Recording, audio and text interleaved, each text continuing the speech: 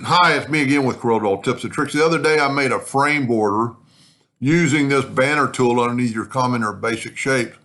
And I made a square. Somebody asked, well, if you make a rectangle, like a picture size, like 8 by 10, you'd have to stretch one of them out. Well, you didn't. Let's start with a 1-inch one.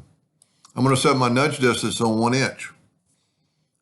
Control D and make a duplicate. I'm going to mirror it and then select them both and hit the arrow key twice. And then we have 8 inches. Well, now we need 10. So let's make a duplicate of that, move it down, grab the last two and make an arrow. And now we have 10. So this is an 8 by 10 frame.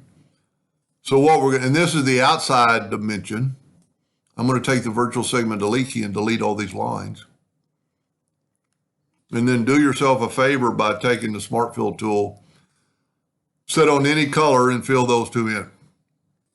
Now we can just move them out of the way, get rid of this. And what the Smart Fill tool did, it made a new object.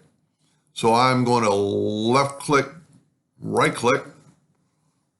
And I'm actually going to make a copy of this because I'm going to show you another little trick I kind of came up with. So now we want to rotate this guy 90 degrees. And as long as we have the 2 points, and see what I was saying about this is going to be the outside dimension. And if you didn't watch part 1, there's a couple other little tricks. So we're going to put that right there. Now we've got a little bit of an oddball shape, but that doesn't matter. Let's go ahead and weld this. And we got a little extra little whoop-de-doo that you could keep. And I must not, let me back up here. I'm not on the corner. So grab that node and go right there. Then weld this. And there is a part 1, but I'll name this the same part, but part 2.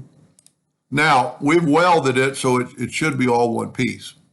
Now, Control D and duplicate it, and then mirror it both ways. And then weld it again. And we're still going to have to get rid of that little bitty, and that could be left. I mean, that could actually be now we do have straight corners.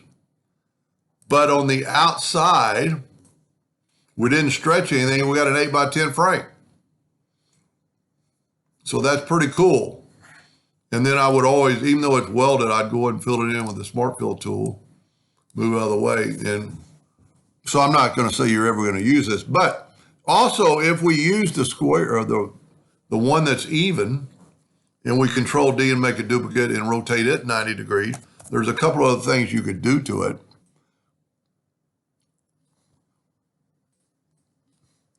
And you want to make sure you're right on there and I hit it the first time. And then I'm going to weld that.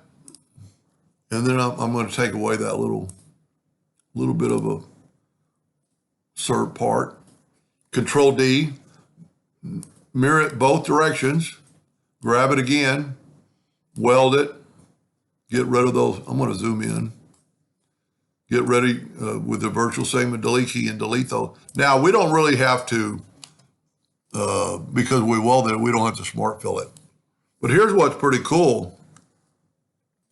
You could make a whole new object, and you could Control D and make a duplicate and rotate it 90 degrees. Well, why didn't it do it?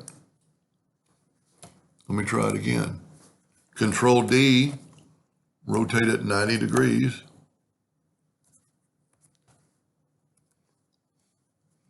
Well, that is weird.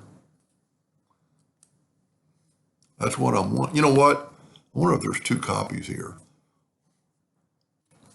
Control D, 90 degrees.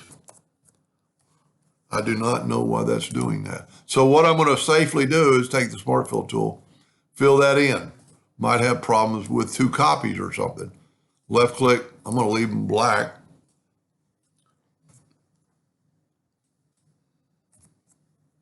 Oh, I don't want to rotate them 90 degrees. I want to rotate them 45 degrees. That was the whole problem. Now take this and weld this. And look at that pattern. You know, kind of like a doily type effect. So my bad on trying to rotate it that way. Anyway, just some ideas, and I'm glad I maybe help that person design a rectangle type frame. Hope that helped. Thank you for watching.